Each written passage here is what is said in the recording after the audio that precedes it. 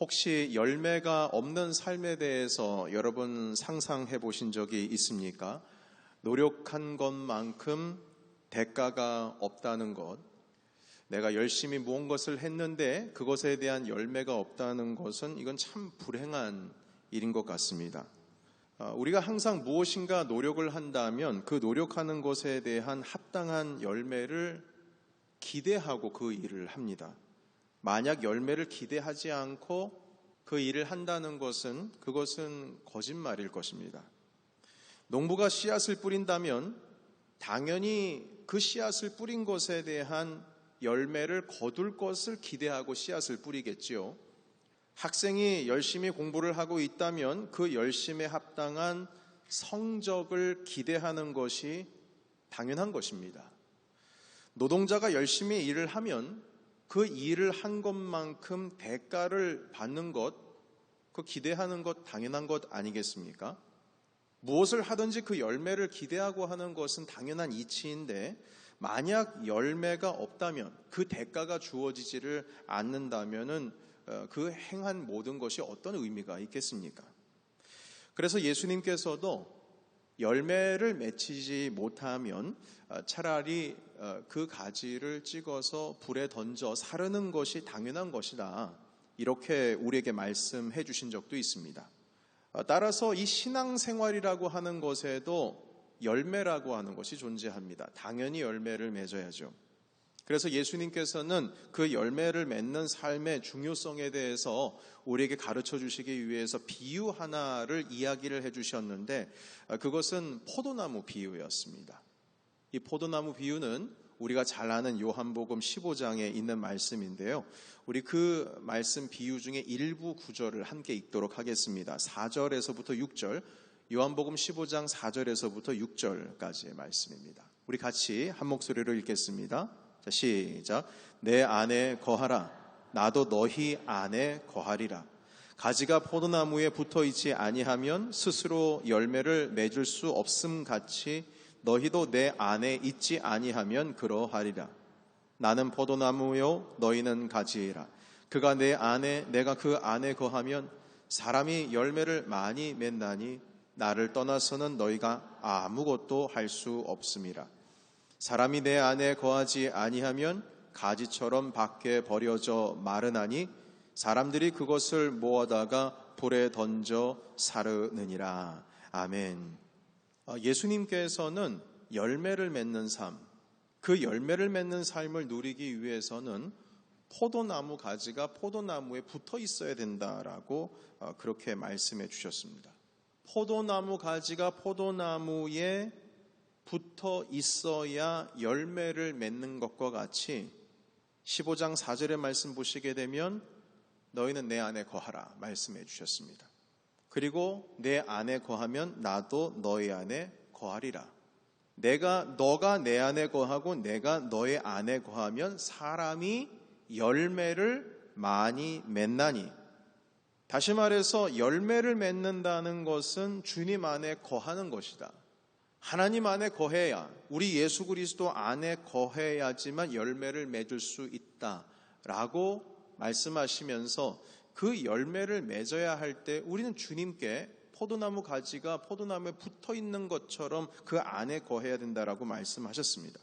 가지는 당연히 나무에 붙어 있어야 생명을 유지하지요. 가지는 본 줄기인 그 나무의 뿌리에서부터 빨아들이는 영양분을 얻기 위해서는 바로 그 나무의 본 줄기 가운데 붙어 있어야 합니다. 그래서 여러분 성경에서는 그 예수 그리스도께 붙어 있어야 된다라고 하는 의미, 바로 그가 내 안에 거하고 내가 그 안에 거한다라고 말했을 때 그 안에, 어디 안에라고 하는 말씀을 성경에는 너무나 많이 찾아볼 수가 있습니다.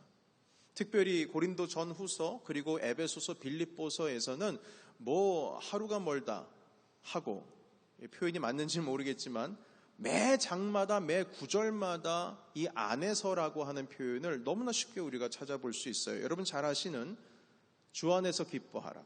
내가 다시 말하노니 기뻐하라. 그러니까 기뻐하는 것도 예수 그리스도 안에서 기뻐해야 그 기쁨의 의미가 있는 것이지, 다른 밖에서 기뻐할 수 없다는 것이에요. 주 안에서 기뻐해라. 내게 능력 주시는 자 안에서 내가 모든 것을 할 수 있다. 내게 능력 주시는 자, 그 예수 그리스도 안에서 내가 모든 것을 할 수 있다. 내가 모든 것을 할 수 있다라고 하는 자부심이 있고 자만심이 있고 내가 그 안 가운데 뭔가 할 수 있다라고 하는 믿음과 의지가 있다 해도 우리는 항상 주 안에 있어야 한다. 주님께 붙어 있어야 된다. 이렇게 말씀하셨습니다. 고린도후서에서는 이렇게 말씀하십니다. 자랑하는 자는 주 안에서 자랑할지니라. 그러니까 자랑한다 그러면 나 스스로를 뽐내는 것인데 그것조차도 교만이 되지 않기 위해서는 어디 안에 붙어 있어야 됩니까? 네, 주 안에서 자랑하라. 모든 것이 주 안에 있을 때에 주님께서 그 가운데 열매를 맺게 해주시는 것입니다. 여러분, 자랑이 심해지면 이게 교만해집니다. 여러분, 기쁨이라고 하는 것도 내게 능력 주시는 자에서 내가 모든 것을 할 수 있다라고 하는데 스스로가 내가 할 수 있다라고 하는 그 마음도 강해져 버리면 이 교만이라고 하는 것으로 쌓여지게 됩니다. 모든 것이 주 안에 있을 때에 열매를 맺는, 바로 주님께 우리가 붙어 있을 때에 그 하고 있는 모든 일들이 의미가 있다라는 말씀을 지금 하고 계시는 겁니다. 주 안에서 기뻐하고 주 안에서 모든 것 할 수 있고 자랑을 한다 할지라도 주 안에서 자랑해야 하고 심지어는 근심이 있다고 할지라도 주 안에서 하나님 아버지 안에서 주님 안에서 그 고통스러운 것들을 이겨나갈 수 있어야 하고 우리의 삶의 모든 계획도 주님 안에서 하고 우리의 사업도 주님 안에서 하고 우리의 가정도 결혼도 모두 주 안에 있어야 된다는 것입니다. 그때서야 비로소 열매를 맺는다는 것이죠. 주님께서 분명히 말씀하세요. 그가 내 안에 내가 그 안에 거하면 사람이 많은 열매를 맺나니 나를 떠나서는 너희가 아무것도 할 수 없다. 여러분, 그래서 우리가 진정으로 신앙의 열매를 맺기 위해서는 주님 안에 거하는 이 삶이 핵심입니다. 너무나 중요합니다. 모든 우리의 삶 전체가 그분 안에 있어야 된다는 것입니다. 자, 그런데 우리는 이 시점에 와서 구체적으로 뭐 한 가지를 좀 질문을 스스로 한번 해봐야 될 것입니다. 그것은 무엇이냐면 도대체 주 안에 거한다는 것은 그러면 구체적으로 무엇을 의미하는 것일까요? 여러분, 신앙이라고 하는 것은 추상적이 되면 안 됩니다. 구체적이어야 합니다. 적용 가능해야 해요. 그러니까 주 안에 거한다 그러면 좀 막연하잖아요. 어떻게 하는 것이 주 안에 거하는 것인지 사람들마다 다를 거예요. 주 안에 거한다라고 하면 좀 애매모호해서 사람들마다 그 주 안에 거하는 것은 이것이다 라고 하는 스스로만의 신앙생활의 데피니션이 다 있을 것 같아요. 그러나 감사하게도 우리 예수 그리스도께서 주 안에 거한다라고 했을 때 그것이 어떤 의미인지를 사도 요한께서 그것을 잘 풀어서 우리에게 가르쳐 주셨습니다. 오늘 읽은 본문 말씀 요한일서 4장 16절에 보시게 되면 주 안에 거한다는 것이, 그리고 주 안에 우리가 거할 뿐만 아니라 그분께서 우리 안에 거하신다는 것이 무엇인지를 구체적으로 어떻게 하는 것이 그렇게 하는 것인지 가르쳐 주셨습니다. 우리 같이 한 목소리로 요한일서 4장 16절의 말씀 같이 읽겠습니다. 자, 시작. 하나님이 우리를 사랑하시는 사랑을 우리가 알고 믿었노니 하나님은 사랑이시라. 사랑 안에 거하는 자는 하나님 안에 거하고 하나님도 그의 안에 거하시느니라. 아멘. 사랑 안에 거하는 것이 하나님께서 그 안에 거하고 그가 그 하나님 안에 거하는 것이라 말씀해 주셨습니다. 사랑해야 된다는 것이죠. 조금 더 구체적으로 우리 요한일서 4장 12절의 말씀 보시게 되면 더 구체적으로 명하십니다. 바로 서로 사랑하라는 명령으로 가르쳐주고 계시는데 우리 12절의 말씀 또 한번 같이 읽도록 하겠습니다. 시작. 어느 때나 하나님을 본 사람이 없으되 만일 우리가 서로 사랑하면 하나님이 우리 안에 거하시고 그의 사랑이 우리 안에 온전히 이루어지느니라. 아멘. 우리가 서로 사랑하면 하나님이 우리 안에 거하신다. 우리는 보통 주 안에 거한다라고 말할 때에는 하나님과 나와의 관계만을 생각하는 경향이 있습니다. 근데 당연하지요. 우리가 주님 안에 거한다고 할 땐 주와 내가 있어야 되지 않습니까? 내가 주 안에 거하면 주님과 나만의 관계이죠. 당연한 것입니다. 당연히 주 안에 거한다는 것은 나와 주님과의 관계 속에서 일어나는 일입니다. 그런데 요한일서 4장에 보시게 되면 주 안에 거한다, 그리고 주님께서 내 안에 거하신다라고 할 때에 하나님과 나와의 관계로 설명하지 않고 나와 너, 나와 내 이웃, 나와 우리와의 서로의 관계로 말씀하고 계십니다. 서로 사랑해야 주님이 우리 안에 거하신대요. 그리고 우리가 주님 안에 거할 수 있다는 거예요. 우리는 주님 안에 거하는 방법, 주님께서 우리 안에 거하시는 방법이 주님이랑 나와의 관계 속에서 이 신앙의 열매라고 생각을 하고, 주님께만 내가 어떻게 정말 열심히 헌신을 다해서 무엇을 하면 주님께서 내 안에 거하시고 내가 주님 안에 거하는 줄 알았는데, 이게 주님과 우리와의 관계가 아니에요. 서로 사랑하면 하나님이 너희 안에 거하시고, 그리고 그 사랑 안에 거하면 너희들도 주님 안에 거한다. 주께서 분명히 말씀해 주시고 계시라는 겁니다. 결국 열매라고 하는 것은, 이 열매가 맺혀지기 위해서는 우리가 주님 안에 거해야 되는데, 하나님과 나의 관계로서 주 안에 거해서 열매가 맺혀지는 것이 아니고, 당연히 그것은 기본이지만 주님께서 오늘 이 요한일서를 통해서 말씀해 주시고 계시는 것은 서로 사랑함으로 인해서 나와 너의 관계, 나와 우리와의 관계, 서로의 관계를 통해서 열매가 맺혀지는 것으로 주님 말씀하고 계시는 겁니다. 그가 내 안에, 내가 그 안에 거하면 사람이 많은 열매를 맺나니. 여러분, 그래서 우리가 신앙생활을 함에 있어서 뭔가 열매를 맺기 위해서는 주님과의 관계는 당연히 중요하지요. 주님께서 우리를 그렇게 사랑하셨잖아요. 십자가 위에서 자기의 목숨을 내어 놓으시고 피를 흘리시며 우리를 사랑해 주셨지 않습니까? 그 사랑을 붙드는 건 당연한 거죠. 그런데 거기서 멈추는 것이 아닙니다. 우리가 진정으로 열매를 맺고자 하는 삶을 신앙 가운데서 살아가고자 한다면 서로 사랑하면 하나님이 우리 안에 거하시고 우리가 주님 안에 거함으로 열매를 많이 맺나니. 요한일서, 요한복음 다 누가 쓰신 거예요? 사도 요한이 쓰신 겁니다. 그렇게 우리에게 열매 맺는 삶을 인도해 주시고 계시는 것입니다. 뿐만 아닙니다. 요한일서 4장 12절과 16절에 아까 읽었던 말씀 그대로 서로 사랑하면 하나님이 우리 안에 거하시고 우리가 주님 안에 거한다고 말씀하셨는데, 4장 15절에 있는 말씀에 보시게 되면 우리가 주님 안에 또 어떤 방법으로 거할 수 있는지에 대해서 가르쳐주고 계십니다. 한번 읽어볼까요? 여러분, 요한일서 4장 15절에 있는 말씀 같이 읽겠습니다. 자, 시작. 누구든지 예수를 하나님의 아들이라 시인하면 하나님이 그의 안에 거하시고 그도 하나님 안에 거하느니라. 아멘. 예수 그리스도를 하나님의 아들이라고 시인하면 하나님이 그 안에 거하시고 그가 하나님 안에 거한다. 참 희한하고 놀랍지 않습니까? 우리가 서로 사랑하면 하나님이 우리 안에 거하시고 우리가 주님 안에 거한다고 말씀하시고, 또 다른 표현으로 우리가 예수 그리스도를 하나님의 아들로 믿고 우리의 입으로 시인하면 주님께서 우리 안에 거하시고 우리도 주님 안에 거한다, 이렇게 말씀하세요. 결국에는 이 결론적으로 어떤 말씀이냐면, 우리가 서로 사랑함으로 하나님께서 우리 안에 거하시고 우리가 주 안에 거한다는 것과 믿음으로써 주님께서 우리 가운데 거하시고 우리가 주님 안에 거한다라고 하는 이 두 가지가 같은 이치라는 겁니다. 다시 말씀드리자면, 우리가 믿음의 생활을 살아간다라고 하는 것은, 믿음으로 살아간다라고 하는 것은 서로 사랑하는 관계 속에서 일어나는 일이 이게 분명하다라고 하는 사실을 가르쳐주고 계시는 겁니다. 믿음 생활을 한다라고 하는 것은 다른 말로 서로 사랑하는 삶을 살아가고 있다는 것과 똑같은 매한 가지 이치로서 가르쳐주고 계시는 것입니다.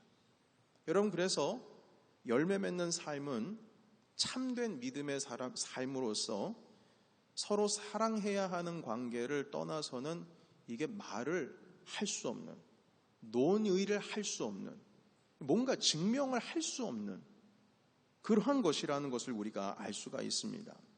그래서 여러분, 사단이 우리를 시험할 때에 신앙을 5년 하고 10년 하고 15년, 20년 하고 평생 신앙생활을 해도 열매를 맺지 못하도록 유혹하고 시험에 빠뜨리는 위협적인 그 사단의 시험이 하나가 있습니다. 그것은 무엇이냐면 관계를 무너뜨리는 일이에요. 서로 사랑하는 관계를 무너뜨리는 겁니다. 성도와 성도, 가족 간에, 서로와 서로, 부모와의 자녀들 간에 서로 사랑해야 그들이 주님 안에 거하고 주님께서 우리에게 약속하신 그 열매를 얻을 수가 있는데, 열매를 맺지 못하게 하는 방법, 서로 사랑하지 못하게 하면 되는 거예요. 관계를 끊어버리면 되는 것입니다. 그렇게 되면 열매를 맺을 수가 없어요. 주님 안에 거하는 방법을 모르는데 어떻게 열매를 맺습니까? 여러분, 곰곰이 한번 생각을 해보세요. 우리가 맞닥뜨리는 사단의 유혹들을 곰곰이 분석을 해보면 우리가 가장 크게 상처 입고 가장 타격이 심한 그런 상처를 입은 사람들, 그런 시험들, 여러분, 그 시험의 핵심 중심에는요, 나와 너의 관계가 무너져서 일어나는 시험이 가장 상처 크게 입히고 가장 이 타격이 심한 시험들이라는 것을 우리가 알 수가 있습니다. 왜 사단은 서로 사랑해야 할 관계를 무너뜨리면서 유혹을 하고 시험을 할까요? 그 이유는 관계를 무너뜨려야 우리가 주 안에 거하는 방법을 잃어버리지 않습니까? 주님 안에 거하는 방법은 서로 사랑하면 주가 내 안에, 내가 주 안에 거할 수 있다라고 하는 말씀을 요한일서 4장에 말씀해 주시고 계시는데, 여러분, 주님 안에 거하면 많은 열매를 맺잖아요. 주 안에 거하는 그 길을 막아버리기 위해서 결국 사랑의 관계를 무너뜨릴 수 있는 바로 그 관계 가운데 있어서 침투해서 사단은 우리를 공격을 한다는 것입니다. 주 안에 거하는 것을 방해하는 치명상을 입힐 수 있는 가장 합리적이고도 효과적인 방법이라는 것이죠. 서로의 관계를 무너뜨리는 것, 이것이 바로 주 안에 거함으로 맺혀지는 열매 맺는 삶을 무너뜨리는 그들의 전략이고 그들의 방법인 것입니다. 가정이 무너지는 것을 우리가 또 자세히 한번 좀 분석을 해보면, 가정이 무너지는 것은 경제적인 것, 돈 때문에, 아니면 건강, 이런 것 때문에 가정 무너지는 거 거의 없습니다. 그리고 그런 것으로 인하여서 가정이 좀 흔들린다 한다 할지라도 결국 무너지게 되는 것의 그 핵심은 무엇이냐면 관계에 대한 불신이요, 미움과 시기요, 질투며 배려가 없고 존중이 없고 서로 간에 그 가운데 관계가 무너지기 때문에 가족이 무너지는 것이지, 다른 이유들, 본질적으로는 그것이 시작됐다고 할지라도 무너지는 것에 있어서의 핵심은 관계라는 것입니다. 경제적인 시험, 건강의 시험, 이런 것들은 가족들 모두가 서로 사랑하고 의지하면 다 극복할 수 있어요. 여러분, 그거 극복 못할 것 같습니까? 할 수 있어요. 여러분, 가정만 그렇습니까? 신앙 공동체도 마찬가지예요. 가장 극복하기 어려운 시험이 관계가 무너져가지고 일어나는 시험입니다. 관계 무너지면 어려움을 극복할 수 있는 그 시도 자체가 어렵습니다. 극복하려면 서로가 신뢰를 해야 하고 서로가 도와줘야 하고 서로가 의지가 되어야 하는데, 관계가 무너졌는데, 신뢰가 무너졌는데 어떻게 힘을 낼 수가 있겠습니까? 사탄은 그것을 노리고 있습니다. 관계가 무너지면 다 무너지는 거예요. 죄를 이길 수 있는 힘도 주님과의 나와의 관계고, 내가 오늘날 살아가면서 이 죄를 극복할 수 있는 힘도 나 스스로가 아니라 공동체 안에서 서로 의지하고 힘을 다하고 함께할 때에 그 죄라고 하는 것도 극복을 할 수가 있는 것이죠. 여러분, 사탄은 이걸 잘 알고 있습니다.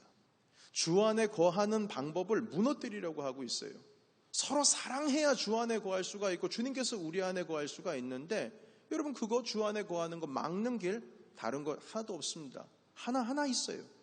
서로와의 관계 가운데의 신뢰를 무너뜨리고 사랑할 수 없는 관계로 만들어버리면 그 관계가 깨어짐으로 인해서 주님께서 우리 안에 거하는 것, 그리고 우리가 주님 안에 거하는 것 이루어질 수 없는 것입니다.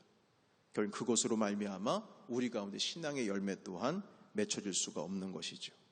그래서 사도 요한께서는 서로 사랑하는 것, 나와 너의 관계가 주님 안에 거하는 관계의 길이고, 그리고 열매를 맺는 길이라고 말씀하시면서 당시의 영지주의라고 하는 이된 사상이 그 사도 요한께서 목회하고 계시던 공동체에 임하게 되었을 때에 그것을 이 사랑이라고 하는 것으로 극복하려고 하신 그 모습을 우리에게 가르쳐 주고 계시는 것입니다. 열매를 맺는 삶이라고 하는 것은 우리가 주님 안에 거함으로 말미암아 가능한데, 알고 보니까 주님과의 나 가운데에서 일어나고 있는 주님과의 관계를 통해서 일어나는 일이 아니고 우리가 서로 사랑해서 주님 안에 거한다라고 하는 것은 그 열매를 맺는 길은 결국 우리와의 서로의 관계 속에서 일어나는 일이라고 지금 가르쳐주고 계시는 것입니다. 예수님께서 우리가 주 안에 거하고 주님이 우리 안에 거한다라고 말씀하실 때에 이 포도나무 비유를 요한복음 15장에서 말씀하신 것은 바로 이 서로 사랑하라는 말씀을 하시기 위해서도 아주 딱 정말로 가장 합당한 적절한 비유의 말씀이었던 것입니다. 조금 더 설명을 드리겠습니다. 포도나무의 근본 줄기는 하나지요. 뿌리가 하나입니다. 많은 가지가 서로 엉켜 있습니다. 그 엉켜 있는 가지 안에 포도송이들이 서로 붙어 있지요. 서로 엉켜 있고 붙어 있기 때문에 바람이 불어와도 쉽게 버틸 수가 있는 것입니다. 이것이 바로 신령한 교회의 모습을 나타내는 모습이죠. 포도나무를 통하여서 교회의 신령한 모습을 보여주고 있습니다. 우리 모든 믿는 사람 한 사람 한 사람이 포도나무이신 예수 그리스도께 붙어 있어요. 그런데 그 가지와 가지가 서로 엉켜 있는 가운데에 서로 아끼고 사랑하고 격려하고 화목하고 배려하고 존중할 줄 알아야 서로가 의지가 돼서 엉켜 있는 겁니다. 만약 그 포도나무 가운데 있어서 사랑하지 않고 화목하지가 않고 배려하지 않고 존중할 줄 모르면 결국 그 포도나무 가지가 포도나무에서 분열이 일어나는 것과 똑같은 것입니다. 결국 마른 가지가 되는 거죠. 주님 말씀하셨지 않습니까? 마른 가지는 사람들이 다 긁어 모아서 불에 던져서 사른다고요. 우리 몸도 지체로서 살펴보면 예수님께서 또 사도 바울을 통해서 말씀하셨지요. 뭐라고 말씀하시냐면 교회는 그 머리가 예수 그리스도시다. 그리고 교회가 그 예수 그리스도의 몸이다. 그리고 성도들 각 지체 한 사람 한 사람이 그 몸에 붙어있는 지체다. 이렇게 말씀해 주셨습니다. 유기적이라고 하는 그러한 모습 속의 교회를 설명할 때에 몸과 지체로서 설명을 해주셨는데 만약 몸이 각 지체들을 받아들이지를 못하고 지체들 서로가 그 몸을 받아들이지를 못한다면 생체적인 밸런스를 맞추지를 못하면 결국 여러분 몸은 어떻게 됩니까? 괴사되고 맙니다. 썩고 마는 것이죠. 어떤 의미냐면 여러분 뉴스를 통해서 아니면 기본적인 의학 상식으로도 아니면 주변에 계신 많은 분들의 이야기를 통해서 들으실 기회가 있었을 것이라고 생각이 되어지는데요. 장기 이식하는 기술들이 의학 기술들이 많이 발달했잖아요. 간도 이식받고 신장도 이식받고 심장도 이식받고 눈도 이식을 받고 골수도 이식을 받습니다. 그런데 그 장기들과 각 지체들이 이식을 받을 때 요즘 근래에는 손가락이 잘려도 다리가 잘려도 그 신경이 서로 연결해서 이렇게 붙일 수 있는 기술들도 아주 발달했다라고 하는 소식을 듣곤 합니다만 아무리 기술이 발달해도 그 지체를 몸이 받아들이지를 못하면 결국에는 썩고 마는 거예요. 괴사되고 마는 겁니다. 장기 이식 다 했다고 할지라도 몸이 그걸 받아들이지를 못하면 죽고 마는 거예요. 마찬가지입니다. 이게 유기적이기 때문에 그래요. 생체적인 밸런스가 맞춰져야 된다는 겁니다. 유전적인 것도 맞춰져야 된다는 거예요. 서로가 이렇게 연합되어야지만 살아갈 수가 있는데 그것을 만약에 거부해버리게 되면 다 마른 가지가 되어버리고 마는 것이죠. 성경은 이 성도들의 공동체가 바로 이 몸과 같다라고 말씀하고 계세요. 예수 그리스도께서 머리가 되시고 공동체가 몸이 되고 우리가 지체가 되는데 열매를 맺는 삶을 살기 위해서는 우리가 예수 그리스도의 몸에 잘 붙어있는 것도 중요하지만 결국에는 나와 너의 관계, 너와 나의 관계, 나와 우리와의 관계, 바로 거기서부터 참된 열매를 맺는 그 시작이 비로소 시작된다는 것입니다. 그래서 포도나무의 가지는 포도나무에만 잘 붙어있을 뿐만 아니라 그 가지들이 서로 잘 엉켜서 있어야 된다는 것이지요. 배려할 줄 알아야 된다는 것입니다. 사랑해야 된다는 것이지요. 격려할 줄 알아야 되고 존중할 줄 알아야 된다는 것입니다. 바로 그 한 마음과 한 뜻이 될 때에 비로소 유기적인 삶을 살아가고 있을 때에 주님 안에 거할 수가 있고 결국에는 비로소 많은 열매를 맺을 수 있다고 가르쳐 주셨습니다. 말씀을 정리하겠습니다. 성경은 열매를 맺는 삶을 주 안에 거할 때에 그 열매를 이룰 수 있다고 말씀하셨습니다. 아까 초반에 저와 여러분 함께 나누었듯이 열매를 기대하지 않는 사람은 거의 없습니다. 무엇을 하면 그것에 합당한 대가가 나에게 주어진다는 걸 알고 있어요. 공부를 열심히 하면 높은 성적을 얻는 것을 당연히 기대하는 것이고, 농부가 씨앗을 뿌리면 당연히 그것에 합당한 열매를 맺는 것, 기대하는 것 당연한 것입니다. 마찬가지로 우리가 신앙생활하는 것, 막연하게 신앙생활하면 안 됩니다. 열매를 맺어야 됩니다. 열매가 있어야 해요. 내가 5년, 10년, 15년, 20년 평생을 신앙생활을 했으면 거기에 합당한 단계에 올라가야 합니다. 맨날 젖만 먹을 수가 없어요. 아이가 젖을 먹었으면 언젠간 젖을 띠고 딱딱한 밥을 먹습니다. 마찬가지로 주님께서는 어린 아이들과 같이 젖병만 물고 다니지 마라. 계속 좀 자라나야 되지 않겠느냐. 주님 베드로 사도를 통해서도 말씀해 주셨습니다. 여러분, 그 성장하기 위해서 우리가 하나하나 단계를 이뤄나가야 할 때 열매를 맺는 삶이 있어야 되는데, 주님께서는 아브라함을 통해서 네가 모든 민족의 복이 될 것이다 말씀하셨으면, 여러분, 모든 민족에게 복을 나누어 줄 정도의 신앙을 가지려면 어느 정도까지 올라가야 되겠습니까? 그러니까 거기까지 가는 것이 너무나도 어렵고 힘들어요. 그러나 우리가 열매를 기대하지 않고 목표를 상실해버린 그런 삶을 살아가게 되면 신앙생활이라는 것이 모호해지지요. 그리고 신앙생활이라고 하는 것이 열매가 없어도 괜찮은 삶으로 살아간다는 건 그 의미가 없는 신앙생활이라고 하는 것입니다.